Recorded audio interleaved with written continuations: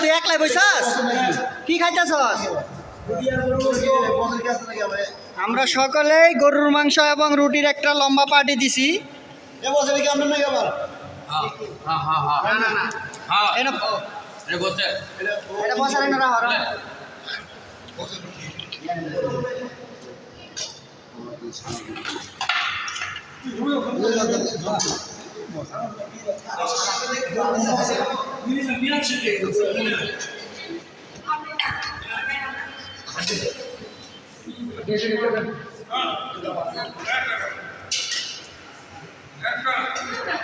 আমাদের একটি ছোট্ট একটা পার্টি নাকি, যে পার্টিতে আমরা গরু এবং রুটি খাইতেছি।